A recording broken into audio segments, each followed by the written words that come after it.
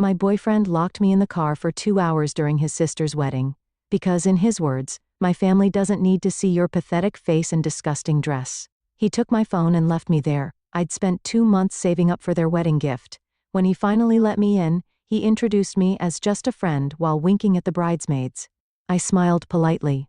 Weeks later, he's left 41 frantic voicemails. I have been dating Raul for 8 months and I thought things were going well. Like, not perfect soulmate good, but definitely in the this could be something real territory.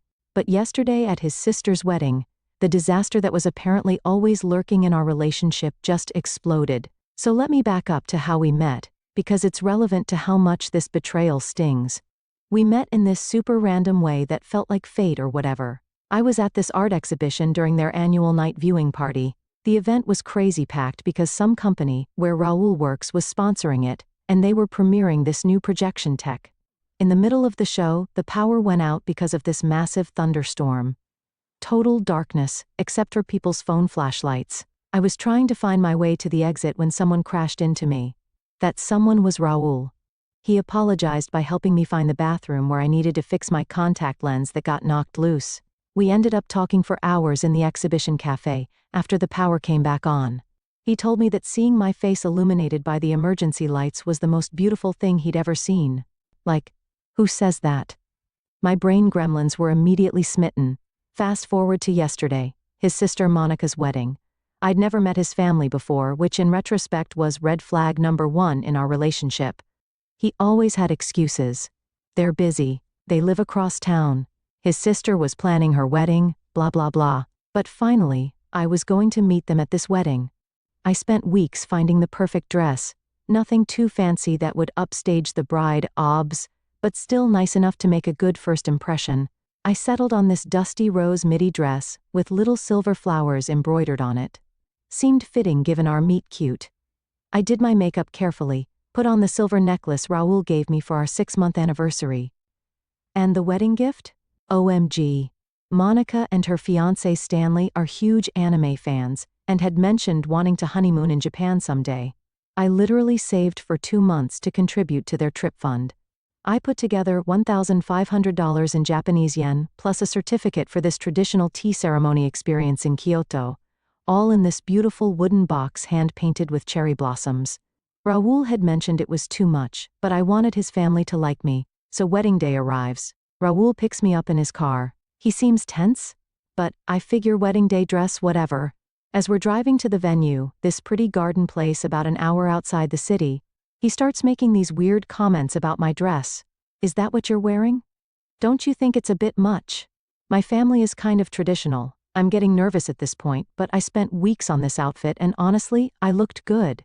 The ceremony was supposed to start at 3 p.m., and we got there around 2:30. Raul parks in this back lot behind some trees. Then he hits me with it.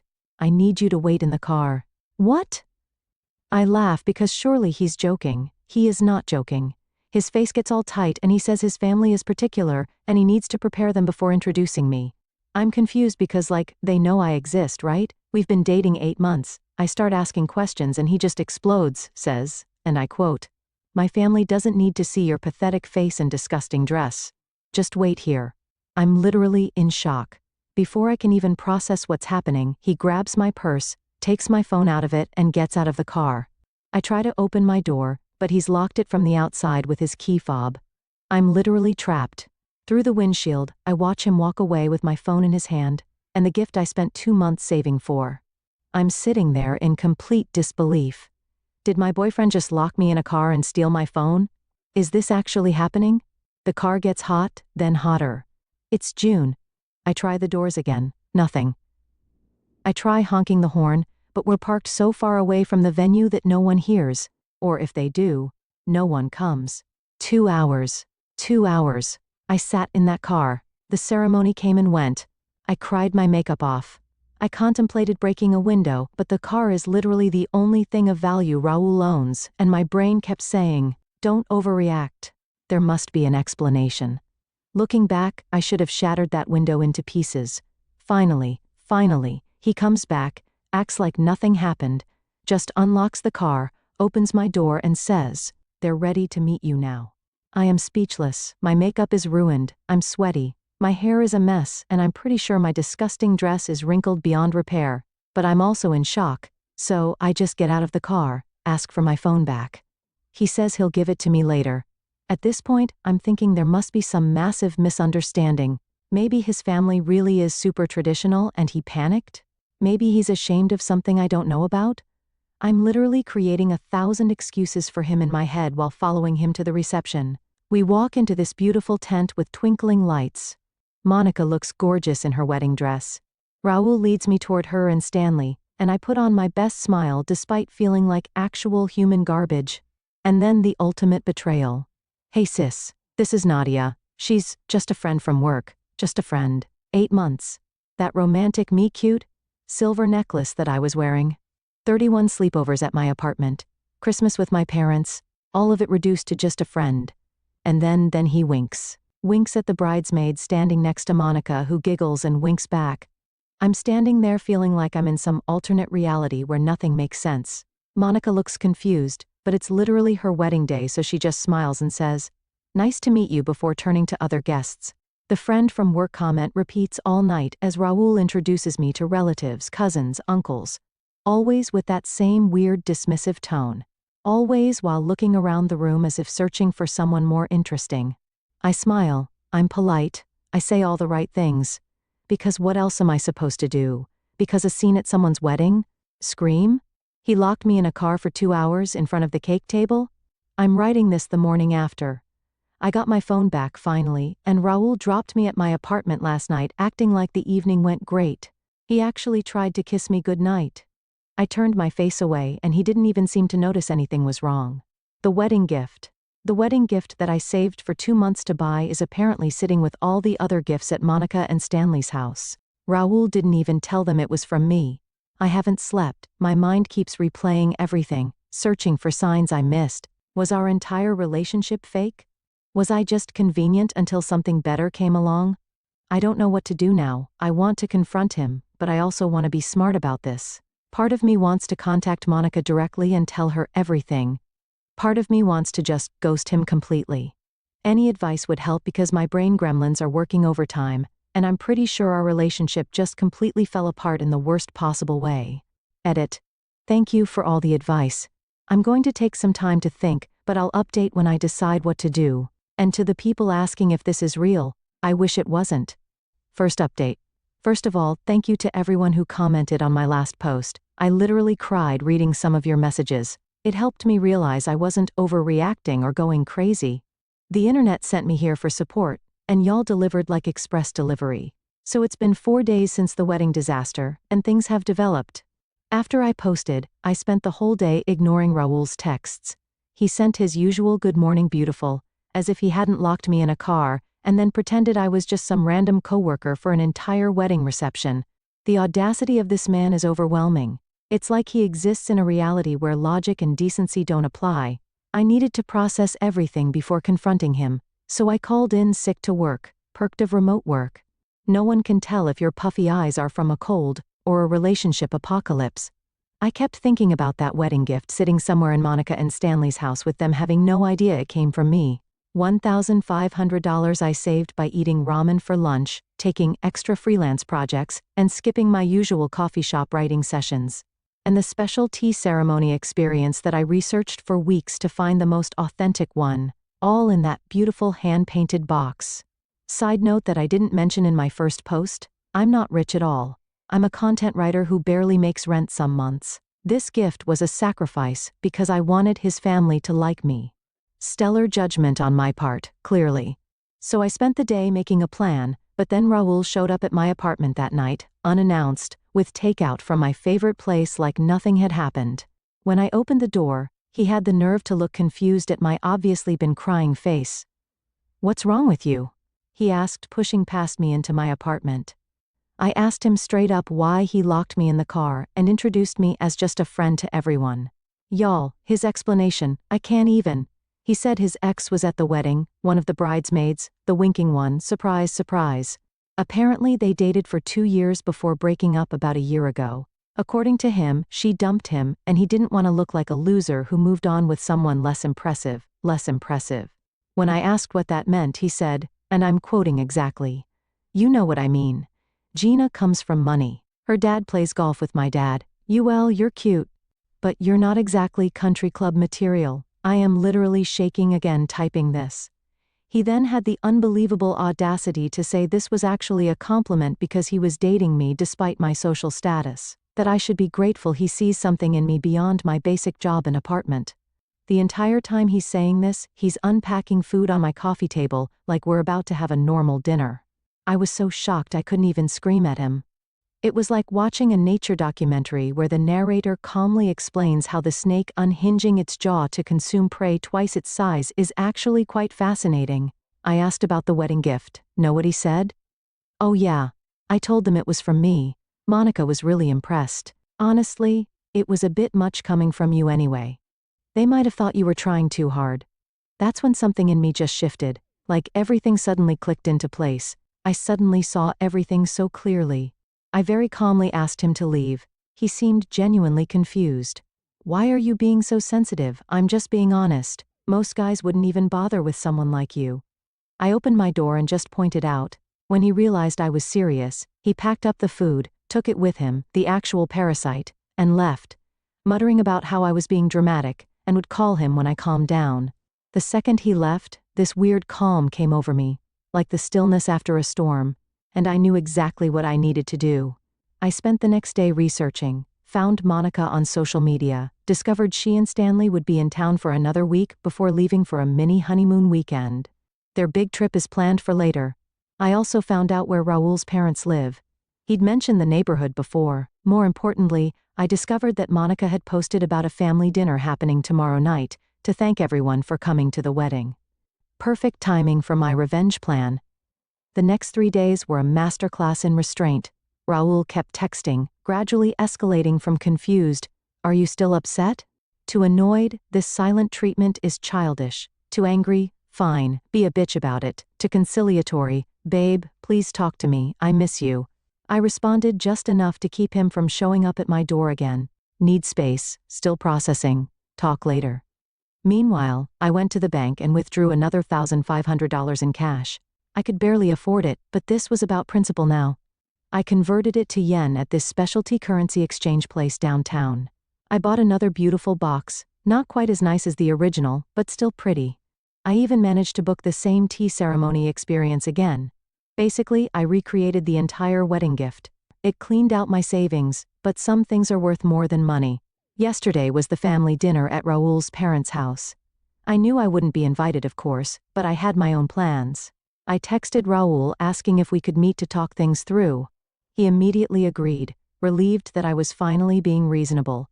I suggested a coffee shop about 15 minutes from his parents' house at exactly 5 p.m. Knowing the family dinner was at 7, he showed up at the coffee shop looking smug. I was already there, sitting at a table with 2 coffees and the recreated gift box beside me. The conversation was brief. I asked if he understood why his actions at the wedding hurt me. He gave some half-assed apology about having a lot on my mind with my ex being there, but insisted I was overreacting. Then he saw the box. "What's that?" "The wedding gift for your sister.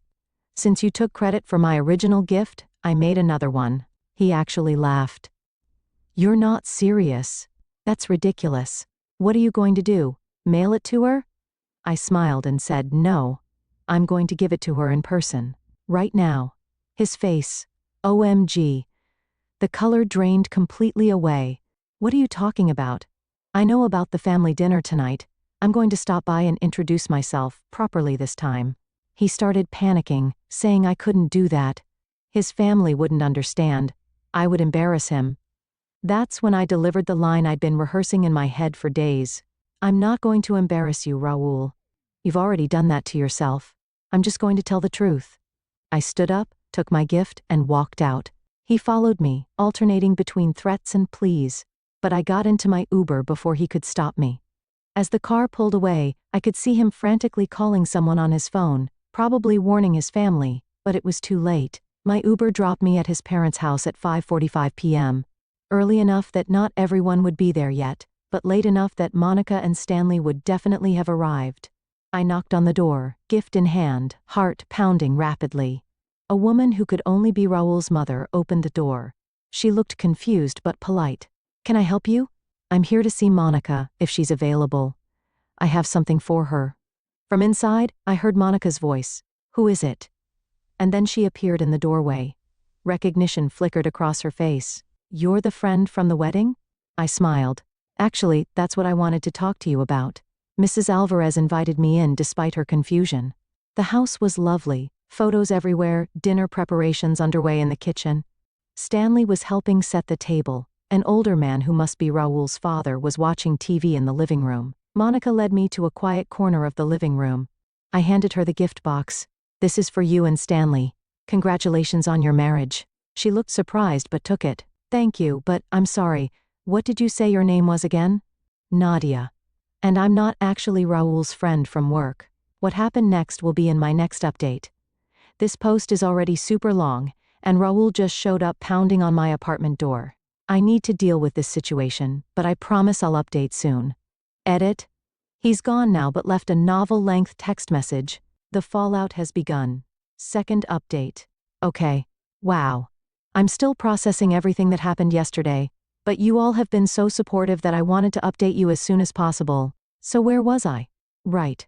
I was sitting in Raoul's parents' living room with Monica, about to explain who I really was. I took a deep breath and told her the truth, that Raoul and I had been dating for 8 months, that he had locked me in the car during her wedding ceremony, taken my phone, and then introduced me as just a friend all night, while flirting with bridesmaid ex-girlfriend Gina.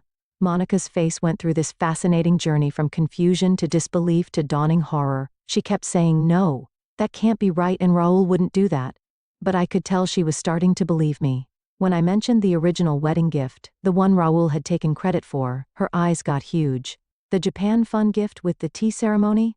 That was from you?" I nodded and explained how I'd saved for 2 months to put it together.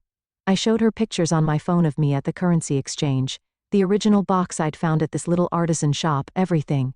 "I don't understand," she said. Raoul made such a big deal about how much thought he put into it.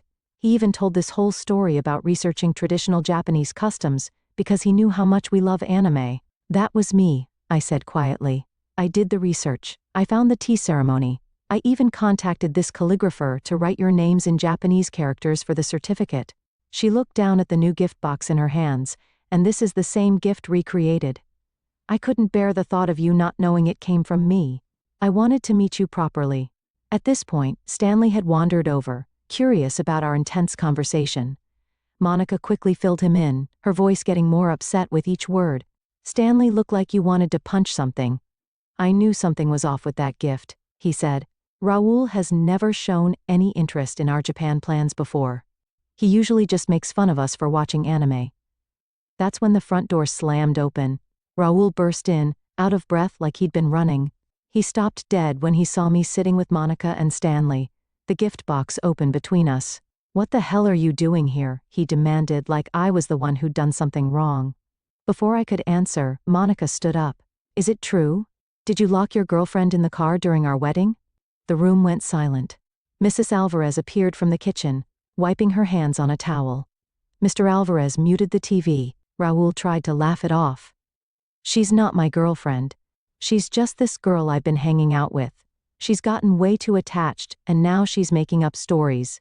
That's when I pulled out my phone. See, I'd anticipated this exact response. I'd come prepared with our text history going back 8 months. Pictures of us together, the reservation for our weekend trip to the beach 3 months ago, the birthday card he gave me that said "to my gorgeous girlfriend" with a sweet message. But the cherry on top? Remember that silver necklace he gave me for our 6-month anniversary?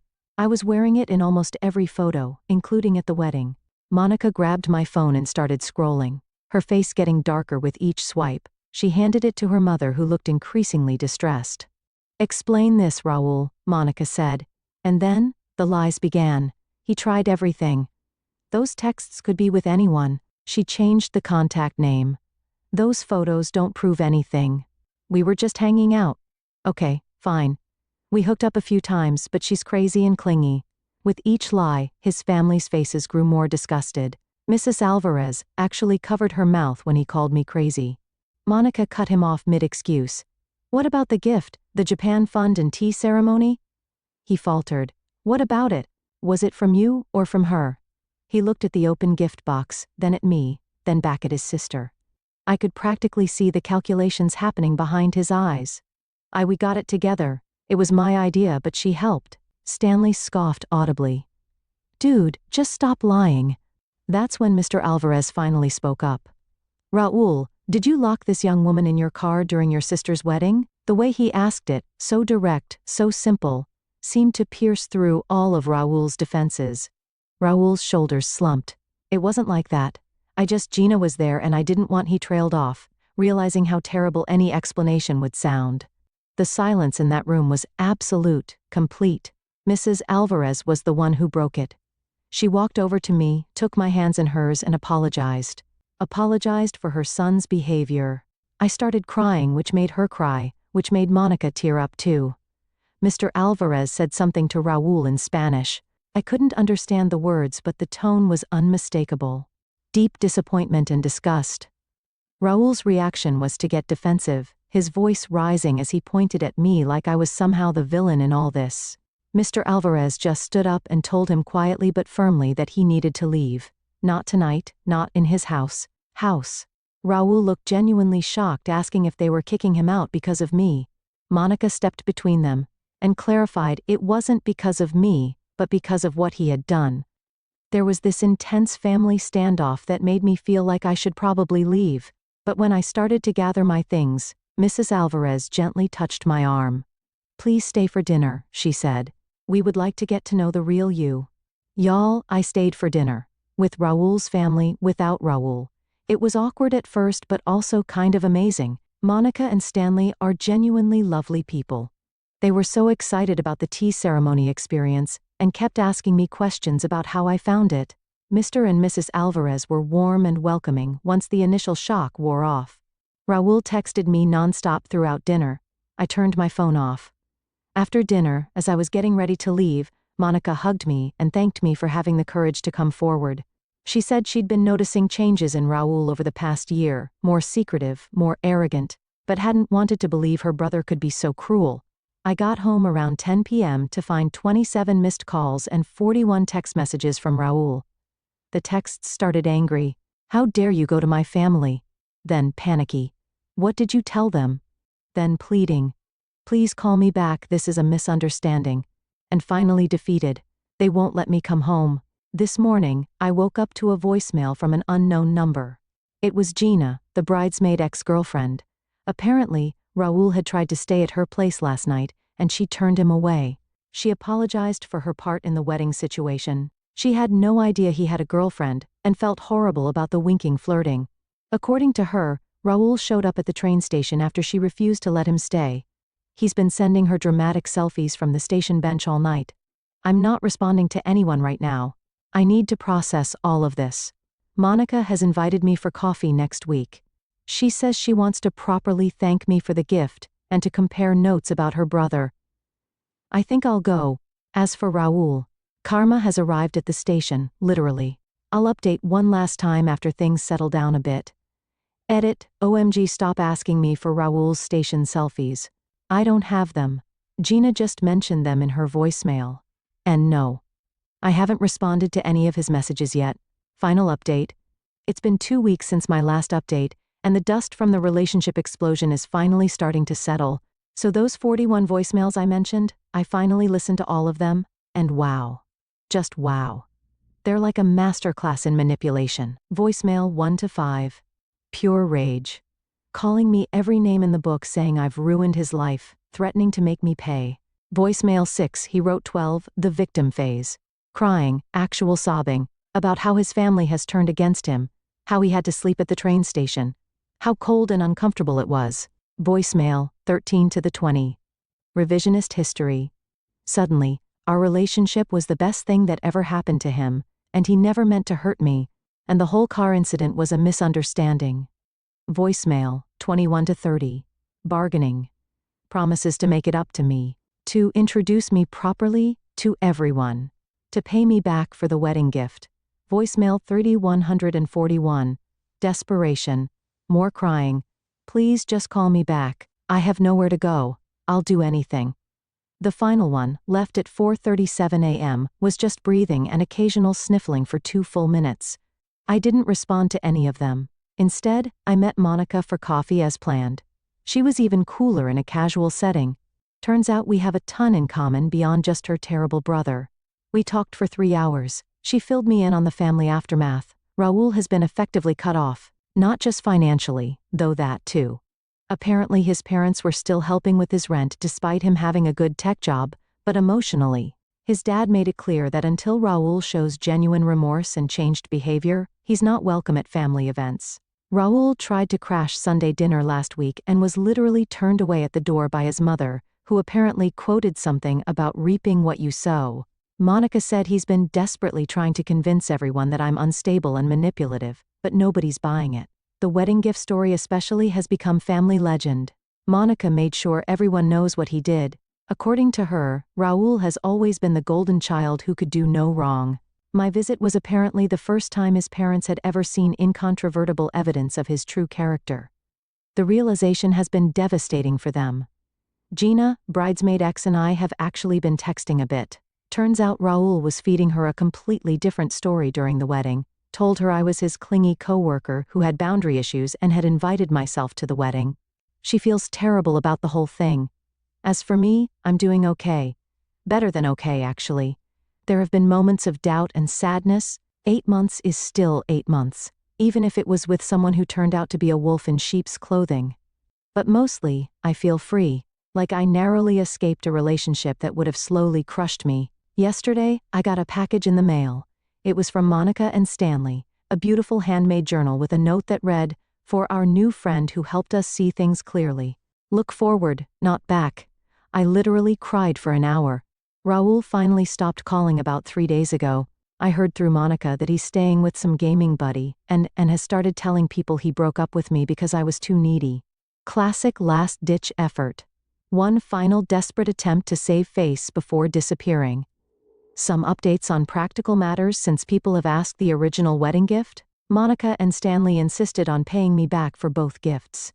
I refused at first, but they were adamant. We compromised. They're paying for half, and I'm going with them to the tea ceremony in Kyoto as their guest. They delay their Japan trip until next spring and invited me to join for part of it, my finances. The double gift situation did clean out my savings, but I've picked up some extra freelance work and should be back on track in a couple months. Worth every penny for the look on Raul's face when he saw me at his parents' house. My living situation, I changed my locks even though Raul never had a key, just being cautious, and installed a small security camera by my door. No signs of him trying to come by, thankfully. Dating? LOL. No. My heart needs some serious recovery time. Last night, I sat on my balcony with my new journal and wrote about everything that happened. I thought about how sometimes we only see what we want to see in people, how the image we have of someone can linger long after the reality has changed. Relationships can be like that too, I think. Sometimes we're holding on to an idea of something that's already gone. We just don't know it yet. I'm not rushing toward any of them just yet. For now, I'm content to focus on myself and appreciate what I have, to feel stronger and more aware, to know that even when things feel overwhelming, there's always a way forward. Edit. This really is my final update on this situation. Many of you have asked if I've heard anything more from Raul. Nothing significant. Just some random thinking of you text that I've ignored. The distance between us is finally peaceful, and I'm keeping it that way.